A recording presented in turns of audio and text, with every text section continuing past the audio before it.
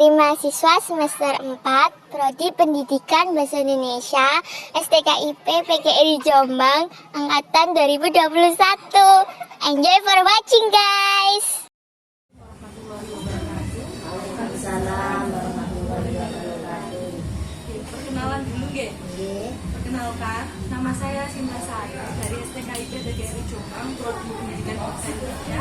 Dan ini teman-teman saya selaku anggota pemerintah. Perkenalkan, nama saya Yuharifina Najika. Perkenalkan, nama saya Nina. Perkenalkan, nama saya Winarti Adadia. Saya Lisa Kusnawia. Teman-teman kelompok di sini ingin mewawancarai Ibu mengenai komponen-komponen kurikulum yang ada di MI tempat Ibu mengajar, seperti itu. Untuk kesini itu untuk kelas kita mata kuliah kurikulum yang mengajar itu Ibu Eva Lydia, seperti itu. Untuk bolehkah panjenengan untuk perkenalan? Assalamualaikum warahmatullahi wabarakatuh. Nama saya Ibu Nur Azli Raihana. Saya kebetulan selaku wakakurikulum di FI Mujahidin. Sedangkan ini sebelah saya adalah Bu Khairatul Nisa. Beliau juga yang membantu tim dalam pengembangan kurikulum. Mungkin itu perkenalan dari kita. Nanti kita langsung ke mas-mas dan mbak-mbak. Apa yang sekiranya bisa kita bantu untuk mendukung kegiatan tersebut. Terima kasih banyak Bu. Oke, langsung saja untuk pertanyaan yang pertama. Dalam proses meningkatkan kualitas peserta didik di MI ini, MI ini menggunakan sebuah kurikulum apa? Apakah masih tetap K13 atau kurikulum Merdeka yang sudah ditetapkan oleh Pak Menteri? Terima kasih untuk yang pertanyaan tersebut, karena kita di sini masih menggunakan kurikulum 13, sehingga mulai dari kelas 1 sampai dengan kelas 6 kita masih menggunakan kurikulum 13 tersebut. Lalu apa yang Ibu ketahui mengenai kurikulum 2013 ini? Untuk kurikulum 2013 ini lebih memfokuskan untuk anak-anak dalam penilaian saintifik, kemudian juga untuk kegiatannya anak-anak yang langsung berkenaan dengan pembelajaran yang yang seadanya dan memang praktek secara langsung untuk kegiatan pembelajaran tersebut. Baik ya. Untuk K13 ini mewujudkan manusia Indonesia khususnya peserta didik untuk menjadi manusia sempurna, manusia pribadi, warga negara yang berkreatif, inovatif, mandiri untuk persiapan masa depannya. Jadi K13 itu mempersiapkan peserta didik agar mampu bersaing di peradaban yang akan datang. Jadi hasil soft skill. Oke. Karena dan di luar. Oke, siap. Jadi di peserta didik ini di kelas lebih aktif ya Bu daripada guru-gurunya. Lebih banyak anak-anak yang berkreasi. Dulu hanya sebagai fasilitator saja moderator. Baik, K13 yang diterapkan di sekolah ini, lalu fasilitas seperti apa yang diterapkan untuk mendukung kurikulum K13 itu berjalan di sekolah ini? Untuk sarana prasarannya juga seperti ada setiap kelas dan satu jenjang itu ada ruang khusus yang diberikan seperti LCD, kemudian sorot juga membantu.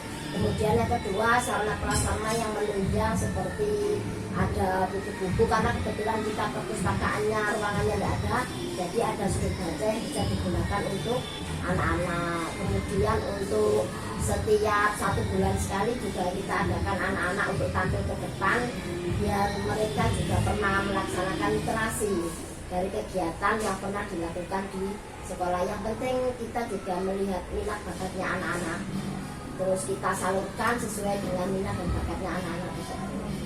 Saya tambah juga ya, untuk K13 ini kan di Mujahidin kan jumlah siswanya banyak. Jadi satu jenjang itu ada 4 kelas dan semua itu gurunya itu kelas 1 sampai kelas 4 itu tematik. Jadi sama, pembelajarannya sama. Jadi mereka ada tim, satu tim pembelajaran sama. Selain prasarana yang ada juga melibatkan kesediaan alam. Jadi tidak seluruh harus alam, tapi alam juga dilibatkan.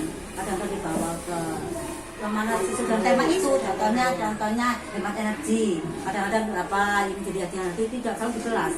Jadi anak-anak langsung mengalami, jadi saintifik gitu, saintifik. betul-betul menerapkan apa yang kami ada kehidupan sehari-hari. Oke. Memang ada kegiatannya pembelajaran di luar seperti kemarin juga dari kelas 4, kelas 3, kelas 5 itu juga kelas 5 kemarin berhubungan dengan langsung praktek ke kebun teh, bagaimana cara memetik teh, bagaimana cara mengolah sampai bahan itu bisa dikemas dan didistribusikan, ya distribusi ke luar untuk penjual praktek secara langsung. Ini pertanyaan dari saya yang terakhir ya Bu.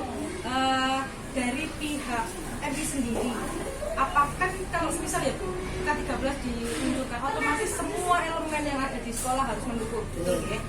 Dari mulai guru, peserta didik, bahkan wali murid mendukung. Apakah hal itu terjadi di sini? Iya, sebelum kita menggunakan kurikulum 13 kemarin memang setiap kelas itu memang kita adakan sosialisasi untuk wali murid. Seperti misalkan nanti juga ada kurikulum yang baru, kita juga mengundang untuk paguyuban setiap wali murid kita undang untuk sosialisasi tersebut dan juga untuk misalkan ada kebutuhan untuk peserta didiknya sehingga ada kontribusi antara baik dengan wali kelas kemudian dengan wali murid sehingga ada komunikasi tersebut. Ini memang berperan serta. Nah, namanya apa ya? Pendidikan kan tidak bisa dari tiga ya. Nah, ada pemerintah dari masyarakat juga kan. Salah satunya masyarakat ini dari dukung yang luar biasa. Saya paguyuban, ya paguyuban itu memang ada kan, itu ada paguyuban mulai kelas 1 sampai kelas 5 paguyuban. Kenapa ada paguyuban? Paguyuban adalah salah satu menjembatani antara wali murid dengan sekolah. Jadi mereka sangat-sangat mendukung status bebas. Selain itu, ya itu masyarakat sekitar kita itu juga sangat mendukung. Ketika anak-anak belajar olahraga, apapun itu ada mengawasi ya. Apa penghasilan itu apa? Terus contoh masjid. Masjid itu juga digunakan salah satu fasilitas dimanfaatkan untuk mencari dan disediakan oleh masyarakat. Jadi ada kesinambungan, sinergis antara masyarakat dan di Mujahidin. Namun setelah kami kan dengan jadi saling berkaitan, cita-cita dan Mujahidin. Pertanyaan selanjutnya akan dilanjutkan teman saya. Apa sih Bu tujuan dari diterapkannya kurikulum? Tujuan dari Diterapkannya 13 tujuan dari kurikulum 13 yang diterapkan di sekolah Mujahidin ini. Yang pertama karena memang itu sudah dari pemerintah juga ya, kita sudah menggunakan kurikulum 13. Kemudian yang kedua memang kurikulum 13 itu pembelajarannya menggunakan saintifik sehingga memang anak-anak itu pembelajarannya langsung ke prakteknya secara langsung sehingga anak-anak memang langsung memahami apa saja yang berkenaan dengan pembelajaran yang ada di materi tersebut. Jadi dari sekolah ini memang benar-benar menetapkan tujuannya sudah dikeluarkan oleh Pak Menteri untuk menggerakkan aktif peserta didik ya, dan melibatkan semua elemen. saya tambahin ya, untuk K13 ini kan memang apa ya, itu sudah benar ada 13 ya, sampai ke 13. Karena apa? Setiap kita sekali pasti pembelajaran kurikulum. Iya. Sekali kan banyak dulu. Nah, kurikulum 13 ini ada dua pilihan, tujuan dan apa tujuan dan rencana. Ya, rencana. Jadi rencana jelas tujuan itu. Rencana itu ada isinya, bahan sarana prasarana, terus apa jadi kita betul-betul kita laksanakan sesuai dengan karakteristik murid kita, karakteristik sekolah kita, karakteristik pendidikan kita, maksudnya gurunya sama peserta didik. Jadi kurikulum itu kita gunakan sesuai dengan karakteristik sekolah, terus guru dan murid peserta didik dan paguyuban murid. Jadi mana-mana yang sesuai kita gunakan. Tidak semuanya harus sama karakter. Tapi kan ini masuk mengendali yang ada di anak komposisi kita gali, kita kembangkan. Kalau kita menutup minat bacaan, minat yang anak, kalau kita gali. Jadi makanya bagaimana itu dalam pelajaran menerapkan kurikulum tersebut? materi pembelajarannya. Iya, mulai awal. Karena memang setiap anak kita menggunakan buku khusus untuk buku anak sendiri, ada buku anak, ada buku guru, buku siswa itu, sehingga memang materinya itu nanti sesuai dengan yang ada di kurikulum. Kemudian untuk materi itu memang sudah sesuai dengan yang ada di K13. Kemudian ada beberapa guru yang memang menerjemahkan bahwasanya kan materi ini tidak selalu diajarkan di dalam kelas. Kadang-kala materi ini perlu anak-anak dibawa langsung ke objek yang dituju dalam materi tersebut. Sehingga memang materi yang selama ini kita gunakan, kadang-kala kan guru tidak hanya menggunakan satu buku yang dibawa oleh anak, mereka juga beberapa buku kekayaan yang memang diperoleh oleh bapak dan ibu guru untuk menunjang materi yang dibawa. Dan memang materi itu memang betul sesuai. Untuk tingkat dasar ini kan materinya itu sistematik, tematik kan, kan dasar yang ditanyakan itu tingkat dasar, kita tambahin tematik itu terintegritas. Jadi satu tema terbagi menjadi sub tema. Jadi satu tema terbagi sub tema, dalam satu sub itu ada mubel saling bersinambungan. Contoh bahasa Indonesia, kita temanya itu hemat energi. Bahasa Indonesia berarti bacaannya tesnya juga hemat energi. IPA itu hemat energi, IPS juga cara hemat energi, mengolahnya. Terus sama PKN manfaat untuk warga negara, untuk masyarakat itu jadi saling bertiga. Jadi satu-satunya semuanya ilmu berkesinambungan. Jadi satu tema. Kalau untuk tingkat satu tema ya. Jadi kita ada tematik, jadi nanti tergabung dalam sub-sub tema. Itu yang sesuai dengan kurikulum 2013. Baik Bu, lalu apakah materi tersebut sudah sesuai dengan standar kurikulum yang diterapkan di FI Mujahidin? Standarnya karena memang untuk yang di Mujahidin 1 memang pembelajarannya berdasarkan prinsip 1 memang belajar sepanjang hayat. 2 kemudian pembelajaran yang saintifik tadi, dan memang kurikulum 2013 sudah masuk ke dalam ranah ranah dari kurikulum yang di madrasah. Kemudian 1 mewujudkan siswa yang berwawasan luas sehingga tidak hanya mempelajari yang ada di materi itu saja, bisa mempelajari langsung ke objek secara langsung juga termasuk dalam yang ada di kurikulum 2013. Jadi memang kita merasa untuk 2013 materi itu sudah cocok dan mampu diterapkan di Mujahidin. Sampul. Baik, bagaimana proses penerapan kurikulum tersebut di FI Mujahidin? Penerapannya sudah kita laksanakan seperti 1, bahwasanya bukan pernah setiap tahun kita akan mengadakan pembelajaran di luar, mulai dari kelas 1 sampai dengan kelas 6, dan pembelajarannya itu disesuaikan dengan jenjangnya masing-masing. Seperti yang kemarin itu kelas 1 berhubungan dengan pembelajaran materi air, temanya itu anak-anak kelas 1 dibawa objek langsung ke balai pertanian, kelas 1 kelas 2. Kemudian kemarin kelas 5 juga objek langsung ke kebun teh juga ada. Kelas 6, kelas 4 ya yang kelas 5 ke Jogja kemarin itu juga. Terus kelas 6 itu karena berhubungan dengan pembelajaran yang di SKI mengenai sunan-sunan, maka kelas 6 objek langsungnya ziarah ke wali. Jadi memang sudah kita praktekkan baik itu di dalam kelas maupun di luar kelas pembelajaran. Kenapa Mbak? Bagaimana proses penerapan kurikulum? Oh gitu. Penerapannya itu dan kehidupan sehari-hari sangat sudah sudah diimplementasikan ya, kita implementasikan. Karena apa? Mempersiapkan generasi kita menjadi manusia pribadi sekali lagi ya, dari kreasi, inovatif, terus mandiri.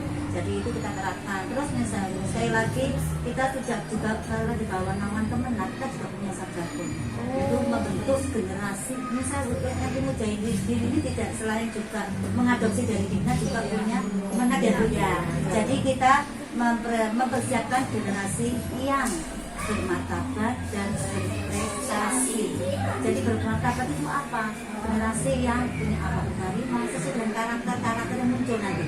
Apa yang dimunculkan itu nanti muncul nanti menciptakan generasi yang bermartabat, berprestasi dan berakhlak karimah. Jika ketiganya itu sudah berjalan sinergis, insya Allah disiplin itu muncul semuanya. Itu yang kita terapkan di Mujahidin selain yang dari dinas juga dari kemana sudah ada. Jadi semuanya sudah kita beres. Oke, jadi di MI ini elemen yang berkesinambungannya banyak sekali ya. Banyak. Pak. Jadi karena memunculkan sebuah tujuan dari K13 selain dari kementerian, dari Kemenang, dari visi-misi sekolahnya sendiri seperti apa? Karena memang sisi misi kita itu mencetak manusia yang unggul dalam prestasi, baik itu prestasi secara umum, akademis, non akademis, kemudian menciptakan siswa yang berakhlakul karimah dan bertakwa. Jadi memang secara umum, baik umum dan agamanya, mereka juga harus mampu dan bersaing dengan teknologi yang saat ini berkembang.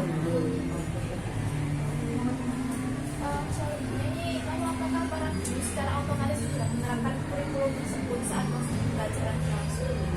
Kalau praktek pembelajaran kurikulum 13 kayaknya ini semuanya harus melakukan hal seperti itu ya. Tambah ya, ya.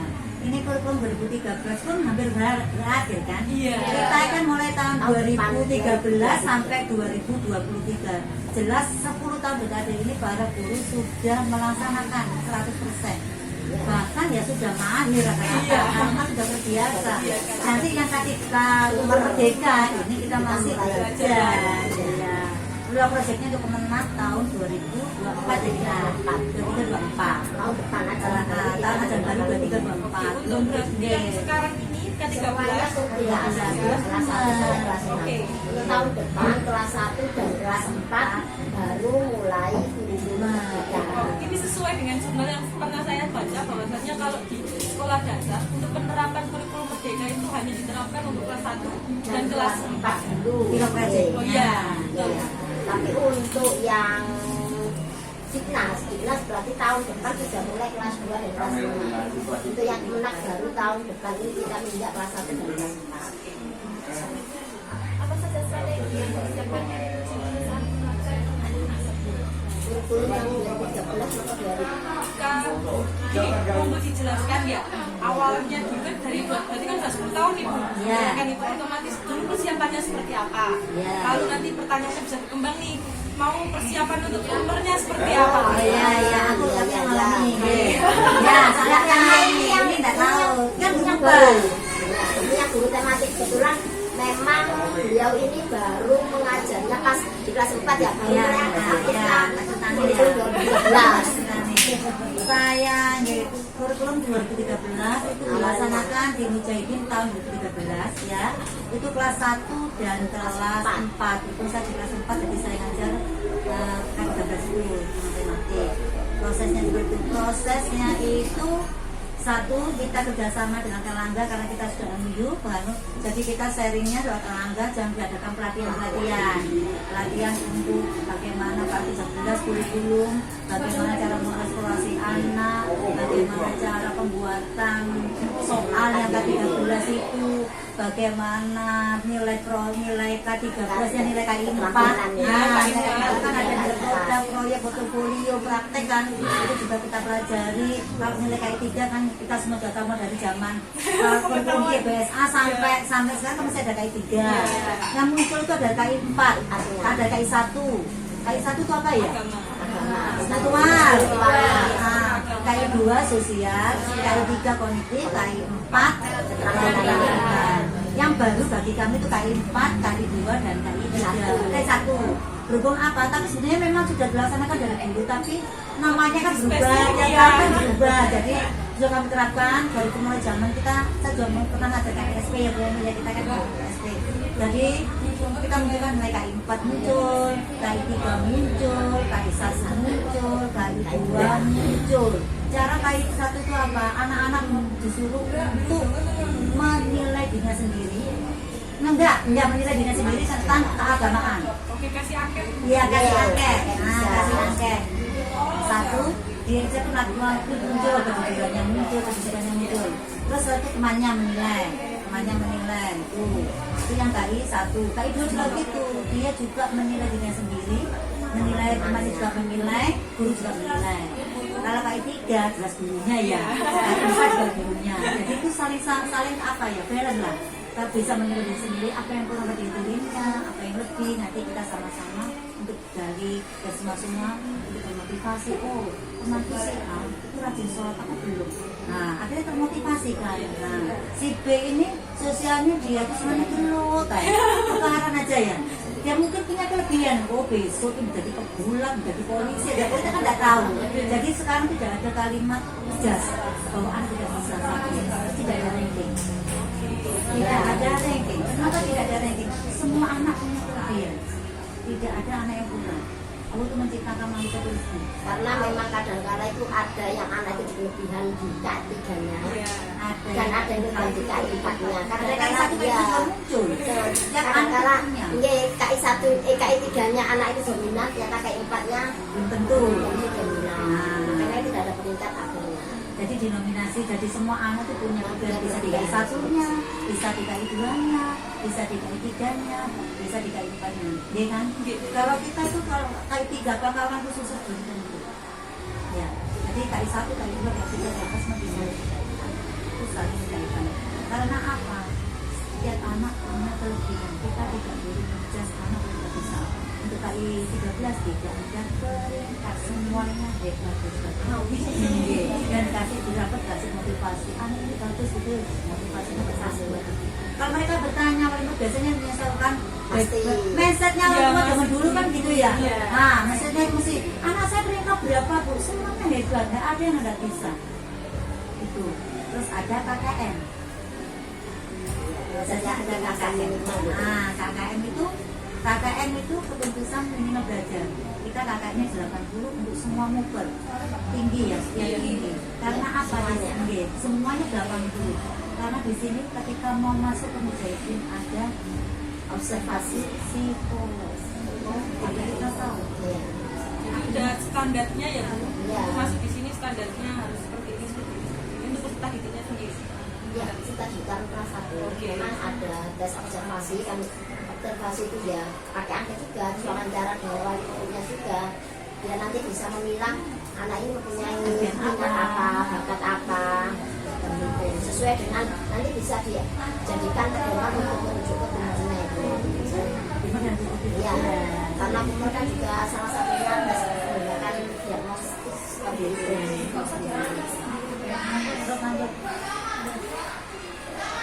Baik Ibu, untuk pertanyaan selanjutnya, hal apa saja yang perlu dievaluasi saat penerapan kurikulum 13 di FIU? Hambatan-hambatannya Kak ya. Evaluasi tahun ini loh. Evaluasi yang perlu diperhatikan mengenai pembelajaran di kita nih. Satu mungkin yang evaluasi mengenai penilaian ya. Karena penilaian di kurikulum 2013 kan menggunakan KI 1, KI 2, KI 3, KI 4 sehingga memang beberapa guru itu juga masih sekitar 60 atau 70% baru melaksanakan penilaian yang menggunakan 2013 betul-betul ya. Kalau yang memang betul-betul praktek penilaian secara 2013 itu masih 70%, sehingga 30% masih belum. Hanya KI 3 yang dibetulkan Ya, ya, KI 3 saja. KI 4. Kalau yang KI 3 100% sudah. Ya. Itu yang kalau KI 4, KI 1, KI 3 masih sekitar 70% itu hambatan kita. Kemudian hambatan yang kedua juga mungkin kurang minimnya atau minimnya bapak dan ibu guru. Memang guru kita itu kurang apa nih tentang evaluasi numerasi dan literasi kita. Iya. Karena memang guru-guru itu kan dari produk lama. Dan literasi numerasi kan memang produk yang baru. Dan guru yang lama itu harus mengikuti dengan produk yang baru. Maka memang kita masih belajar. Walaupun pasti akan bisa, tapi lambat. Tetap kita akan proses. Kita berusaha bagaimana untuk guru-guru itu bisa mempelajari materi yang numerasi dan literasi sehingga anak-anak nanti waktu ada kegiatan literasi dan numerasi anak-anak ini tidak bingung karena gurunya sudah mampu untuk mempelajari materi tentang literasi dan numerasi.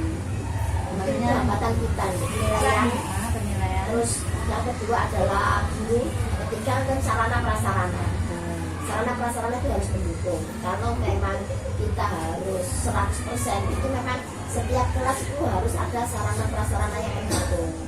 Karena kita masih misalkan kelas 4 itu ada 4 kelas, dan untuk sarana seperti LCD itu masih di satu kelasnya, sehingga yang lain masih belum.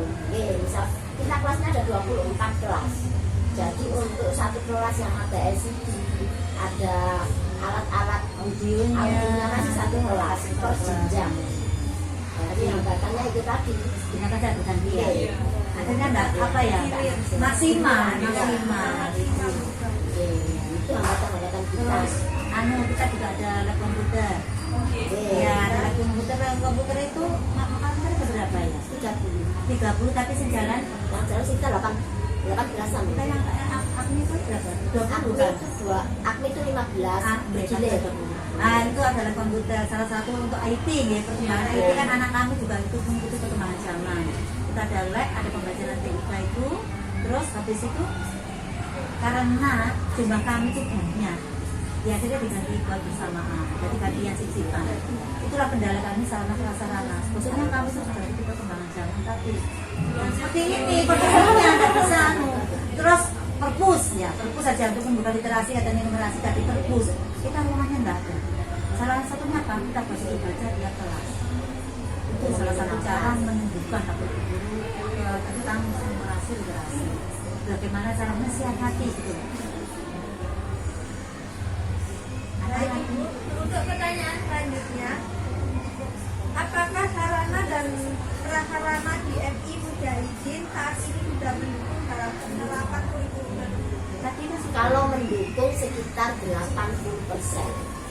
yang 20%-nya masih belum, sehingga kalau mendukung 100% ya belum bisa. Hanya sekitar 80% yang mendukung untuk kegiatan pembelajaran kita. Karena keterbatasan tempat. Karena keterbatasan tempat, maka sarana prasarana tidak bisa 100% tapi bisa disiasati. Contoh, melawan perpustakaan. Kita perpustakaan tidak punya tempat, ada ruangan. Kita kumpul membaca bisa 24 kelas. Siasatnya apa? Dibuatkan sudut baca per kelas. Jadi nanti anak-anak itu membaca, terus tiap satu minggu sekali literasi, muncul di depan kelas, untuk bercerita gitu, literasi begitu. Jadi sarana prasarana itu bukan kendala untuk kita maju, tapi bagaimana cara mensiasatinya. Itu termaju. Baik, pertanyaan terakhir dari saya. Menurut Ibu, apakah penerapan kurikulum K13 di MI Mujahidin sudah efektif dan efisien? Kalau menurut kami, kalau kurikulum 2013 ya sudah maksimal. Karena kalau kita tidak mau mengikuti zamannya, karena itu sudah peraturan dari pihak pusat, ya tetap kita akan melakukan hal itu. Tetap kita menggunakan 2013. Tapi harus kita sesuaikan dengan kondisi yang ada di madrasah kita masing-masing. Jadi MI ini itu memakai itu apapun kendalanya, seperti apapun hambatannya, akan diusahakan untuk tetap menggunakan itu dan meminimalisir apapun. Iya, betul sekali. Ada penerimaan apapun, misalnya nggak ada perpus, ada pojok Baca, baca, ya, ada betul. cuma dalam satu kita rengkan berarti tetap ada siasat-siasat itu. Yang penting kita peserta didiknya ini bisa aktif, bisa menjadi visi dan tujuannya. Jadi kalau masalah penerapan misalnya kita melaksanakan itu sarana prasarana kurang mendukung, tetapi namanya strategi kan banyak kita lakukan ya itu ya Tidak 100% iya gitu. Oke, baik. Tadi pertanyaan kita sudah kita keluarkan semua, kita tanyakan semua pada Ibu. Saya kira cukup Bu untuk pertanyaannya dan saya ucapkan terima kasih. Saya mewakili teman-teman mohon maaf bila ada salah kata, perbuatan. Sudah diterima di sini, kita sudah senang sekali lihat adik-adik Yang antusias. Iya. Assalamualaikum warahmatullahi wabarakatuh. Waalaikumsalam. Kami juga dari pihak MI mengucapkan terima kasih dan mohon maaf atas fasilitas yang seperti ini, mungkin juga kondisi kelas yang seperti ini, ruangan para madrasah